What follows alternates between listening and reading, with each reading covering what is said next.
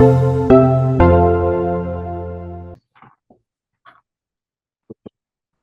trying to go easy on the younger people for like another month or two, maybe. The thing is, we're not a huge cohort, so everybody has to help out. Can you guys hear me and see my screen? Yes, very well. Thank you. Okay. Okay. Thank you to Dr. Cohen for this case. So we have a 77-year-old man. He has poor vision in the right eye for many years. A recent eye examination showed substantial decline in the bad right eye. The left eye is normal. His medical history, he has a history of asthma, ulcerative colitis, which is stable, and then surgical history of a splenectomy and knee surgery. For his systemic medications, he takes sulfasalazine, folic acid, multivitamins, fluticasone propionate, cetirizine, omeprazole, rosuvastatin, amlodipine, ProAir, and Trelegy. For his visual acuity, he is in his right eye, he is 200, and then in his left eye, he is 20/25, and then his pressures were 11 and 10. That's our first picture. So we have a color from this photo of the right eye. Media looks clear, nerve looks sharp and flat. In the macula and extending out into the periphery, it looks like there's a ring of brightly colored, probably intra or subretinal material, kind of almost like it looks like exudate. And then the macula itself looks kind of like there's some splotchy dark patches, maybe some pigment or something else. And then looking out into along the arcades, it looks like there's a little bit of an MA along the superior arcade.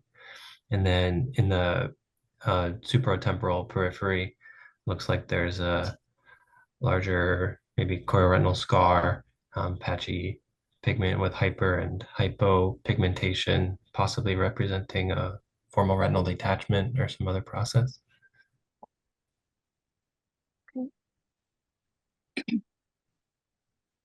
Here's another color from this photo, maybe more focusing on that large scar in the periphery.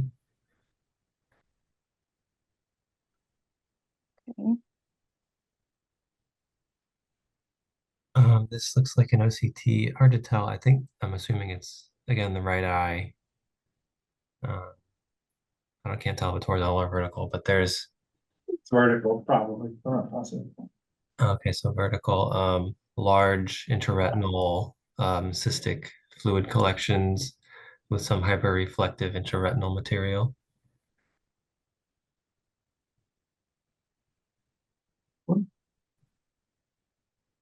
And then this is the horizontal.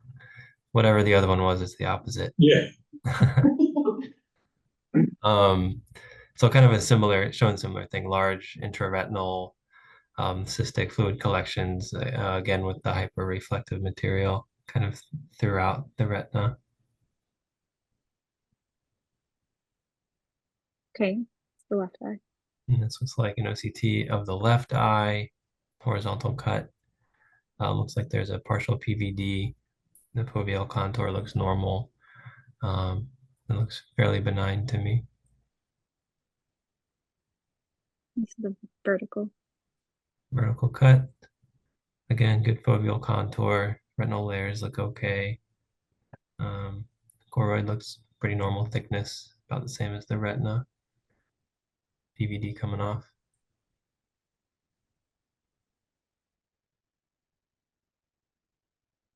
So this is two OCTs. If you look at the top, one's from 2015 and then the bottom one is from 2024, so it's more recent.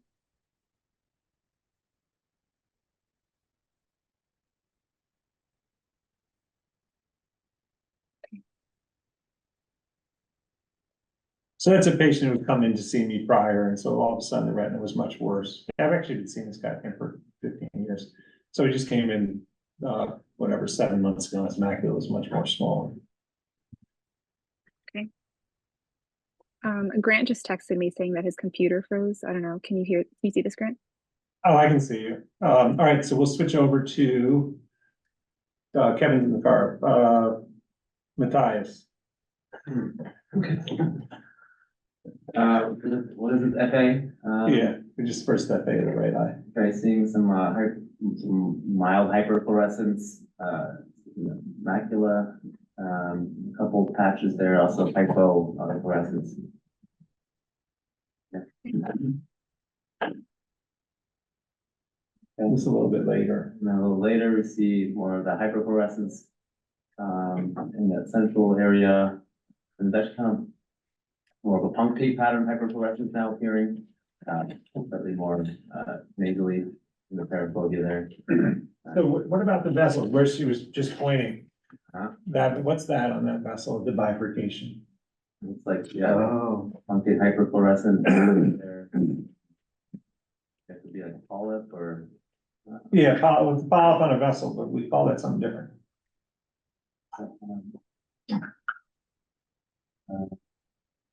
An aneurysm. Yeah, maybe a Nebulous? little, Nebulous? yeah, a little macroaneurysm. Oh, the macro, okay. And then the vessels around the fovea down here, I'll point to these ones with a little, it feels like almost a non-perfused area with some vascular remodeling around it. There's also a difference in the superior and inferior vessels. Just a little bit. These are different than those, it's true. But then these are kind of messed up here too. So these come off the inferior, like that's an inferior vein there, or artery, and these are not normal. Okay, go ahead. Okay, a little bit later, seeing more, that's some staining pattern, punctate staining, hyperfluorescent pattern, hypofluorescent patches, and then I guess, I think it's probably still just staining that more temporal hyperfluorescent patch. It looks like a bunch of little aneurysms too. It almost looks like a hematoma. Which one is it? The cavernous hemangioma, a little bit, but it isn't. And then off to the side. And then if you look nasal to the optic nerve, there's some funny looking areas over there too. Yeah.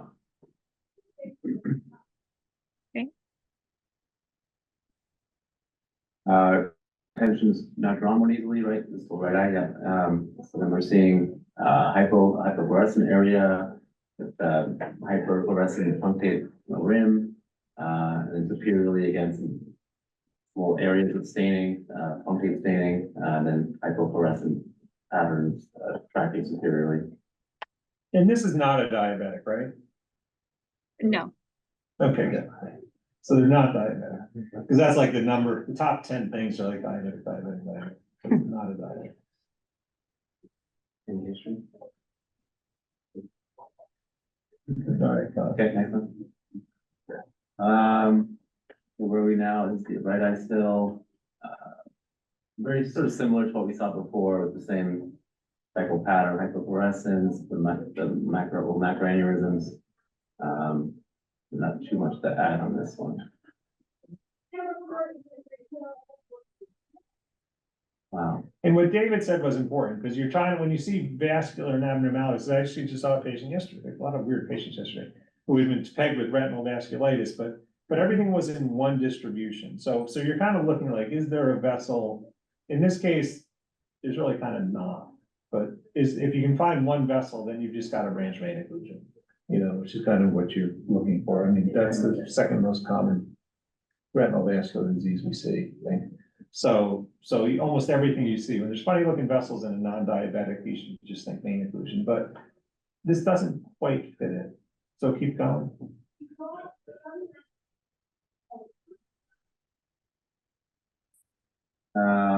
Right eye still, again, seeing diffuse abnormalities, hypofluorescent patches temporally, surrounded by a whole range of hyperfluorescence.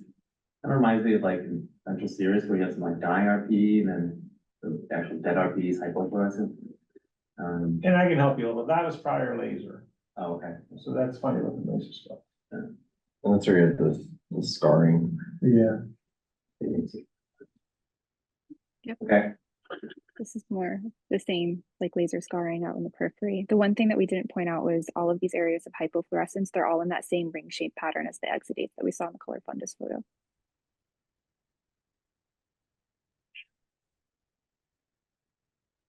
You can see that pretty clearly right here. Yeah, So those are blocking, so the,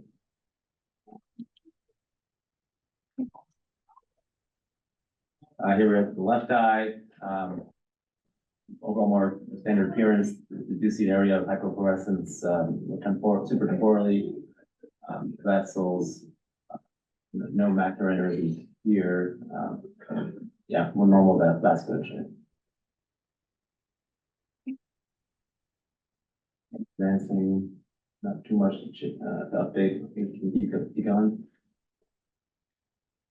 So just a summary, the fundus photo of the right eye showed attenuated vessels and a circle of subretinal yellow exudates within the macula that goes over to the superior arcade. And there's some RPE modeling in the macula and then a microaneurysm along the superior arcade with dot blots out in the periphery. And then there's some chorioretinal scarring temporally that was indicative of the previous laser. The macro-CT of the right eye showed some cystic fluid-filled spaces within the fovea with deposits in the inner retina and then some outer retinal irregularities. The macro-CT of the left eye showed a partial PVD, but was otherwise, of the left eye, excuse me, showed a partial PVD, but it was otherwise benign. FA of the right eye showed some early leakage within the macula, some microaneurysms, blocking within the macula, and then over in the superior arcade with some surrounding drusen. And then some blocking with leakage in the temporal retina. And then the FA of the left eye showed some mild leakage in the superior macula. probably not And I leakage, think there's probably just an RP irregularity, you're seeing a little bit of staining maybe. Oh. But good. So you just show the fundus photo again from the beginning, because I was actually talking about a patient I didn't see the first time.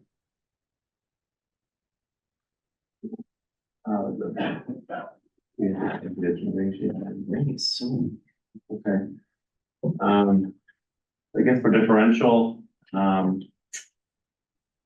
guess like polyfoil photovasculopathy have these irregularities, maybe like a TOT syndrome or like reaction. And you can use diabetic retinopathy, just because he doesn't know he's diabetic. Diabetic retinopathy, hypertensive retinopathy, those exudates, macular Radiation.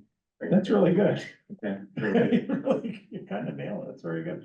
I guess radiation retinopathy is what's going on there too. Nice. That's a perfect differential, I think. Okay. Yeah, so you got most of the big ones. The other ones that I wanted to add were toxocara, and then fascioscapulohumeral muscular dystrophy, What's wrong fever. with that? That's pretty obscure. It's just what I found in my research. Also fever. I had a guy with I had never heard of it, and he came in and he had retinal vascular disease, and he had a dystrophy. He goes, "You think it's related to my dystrophy, my muscular dystrophy?" I said, "I don't think there's any retinal." And I looked up, it's like, oh gosh, yeah, there is. So he had this like upper body. It's an upper body muscular dystrophy, and they get just sort of diffuse retinal, like a diabetic retinal, but it's typically bilateral. This one's unilateral. Is it a connective tissue disorder? I'm not sure why they get the retinal disorder, but let's look down, no positive. So the other big ones were retinal metastasis, then Nori disease and Eagle disease, cavernous retinal hemangioma, which we mentioned, leukemia, retinoblastoma is a big one, and then MacTel type 1, and then you mentioned Coates disease. So it is Coates disease. It was discovered by George Coates in 1908. 85% of cases are seen in young males, usually around 6 to 8. So it's usually pediatric patients. Unilateral, which we've seen, and then there's usually no systemic associations, and there's no known inheritance pattern. Some genetic testing tests have shown that there's some chromosomal instability in chromosomes 3 and 13, and then some potential genes that are implicated are NDP, CRB1, and then PINK2, but there's no like strong link to any of these things. So this is a picture that I found online. 95% of the cases are unilateral. They usually present as leukocoria in children, but it can also present as decreased vision, strabismus, pain, and then some patients are actually asymptomatic. It has idiopathic retinal telangiectasias and intraretinal or subretinal exudation in the temporal retina usually, without appreciable signs of vitreoretinal traction. So you can also see microaneurysms and thickening of the retinal vessels with the development of hard exudates, and usually those are cholesterol exudates, and then you see intraretinal and subretinal fluid. And you can have anterior segment involvement in the very late stages because of neovascular glaucoma, and then you can have ectropia on UVA. Diagnosis is usually via fundoscopy, OCT, ultrasound, and FA. So just some of the FA findings, because I think those are some of the more striking ones. You can see telangiectasias, and then aneurysms appearing like a light bulb, which we saw, and that was pretty diagnostic of it. And then you can have early and progressive perivascular leaking and peripheral capillary non-perfusion, and then also capillary dropout on the FA. So the classification, we usually use Shields classification. It's broken up into 5 stages. And over here on the right, you see a pretty late stage picture of it. Stage 1 is classified as retinal telangiectasias, and there's usually no leaking. So it's you can just usually watch those cases. Stage 2, you can see telangiectasias and exudation, and that's broken up into A and B, depending on where the exudation is. A is extrafoveal, so it shouldn't have too much of an effect on the visual acuity, and B has foveal exudation.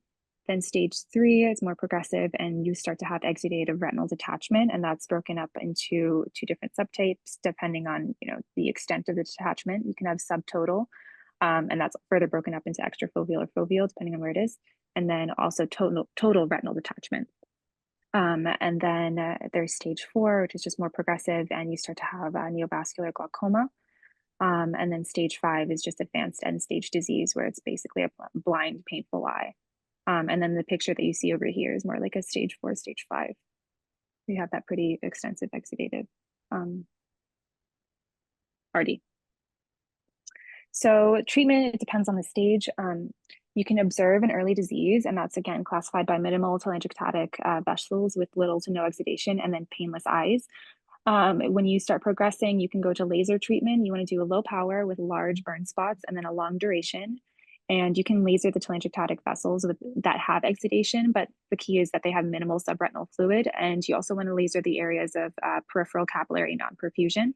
With more progression, you can move to cryo, and that's for eyes with exudation and some subretinal fluid. But once they have some sort of exudative RD, you can move towards a vitrectomy and surgery. And then when you get to the more end stage disease, where the eye is blind, painful, you can move towards enucleation. And the important thing that you want to distinguish between Coats disease in pediatric patients is whether it's actually Coats disease or retinoblastoma. So you can move towards enucleation when there's it's hard to rule out retinoblastoma. Then you can also do anti-VEGF treatments, but because this is primarily a pediatric disease, there's unclear safety profile in children. So in adults, maybe you can consider it, but with kids, it's just unclear safety. And then you can also move towards intravitreal triamcinolone. It can reduce the exudation, but again, in children, it poses a risk of glaucoma and then also cataracts, which depending on their age could be a risk of amblyopia. And retinoblastoma does not cause vascular telangiectasia, or if it does, it's minimal. Whereas if you see exudative detachment in a pediatric patient with Coats disease, the vessels are crazy. Code purple So 3D2. So if you do an exam or anesthesia and it's Coats disease, you'll see, like, even if the retina's behind the lens, you'll see the vessels are all over the place, and it's retinoblastoma is just white lesion. So they look different, but it can be scary to differentiate. And I've seen people, I had a couple of these as kids a long time ago. I don't treat them anymore, but you can treat those exudative detachments. I've seen people successfully do it. It's almost magical. I've not gotten my patients to the couple that I treated, but basically what you can do is you can run an infusion. You don't have to do a vitrectomy. You run an infusion, do an external drainage and try to drain the retina. And then once it's flat, then you can start cryo and lasering it, but you can't really cryo and laser a detached retina. And then you always send the drainage for pathology, because you should get cholesterol crystals and not retinoblastoma cells. But these are nice. Kids are scary in general. All right, go ahead. Sorry to interrupt you. No, that's okay. That was really interesting. I think this is my last slide, just a little bit about the prognosis and other things to consider. So if the case is milder, so like a stage 1, or if they present at an older age, they usually have a better prognosis, or potential for spontaneous regression. But if you have a pediatric patient, a child under 3, they tend to have a poor prognosis and less meaningful vision later on.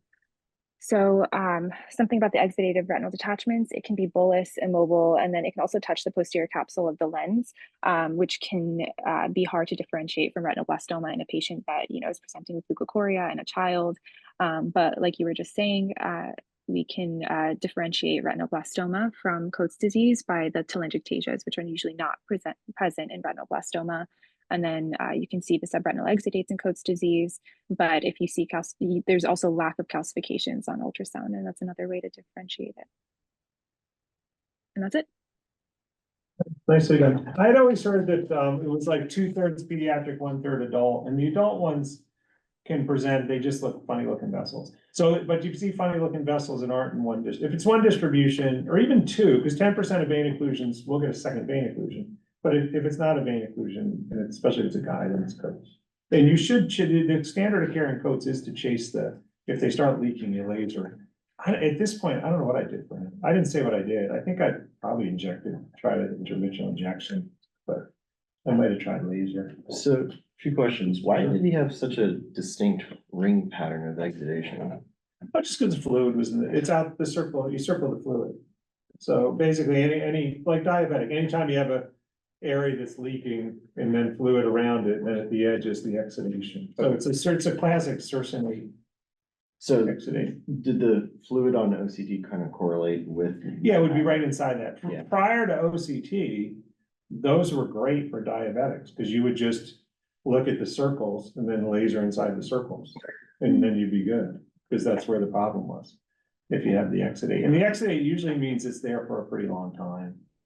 You know, because it takes a while for that stuff to build up. And I don't think it's lipid, I think it's lipoproteins, just for people who want to be really particular. And also it's Coates disease without apostrophe S. Thanks for doing that. His name was Coates. It's not, his name wasn't Coates. And then here, do you really? What's that? The vasculature, yeah, I see the attenuation, but not so much. His is pretty good. This is not a great example of Coates. This is like a medium example of Coates. There's a better example of Coates is somebody with like a Christmas tree. Sometimes you see these like vessels that literally look like Christmas trees because they're all dilated and then they branch out, and then they have like aneurysms all over, and those are pretty cool. And then you'll have patches of non-perfusion, and this guy's prior treated. Yeah, he's like an okay example of Coates, but it's nice to learn about. But the case isn't a great case.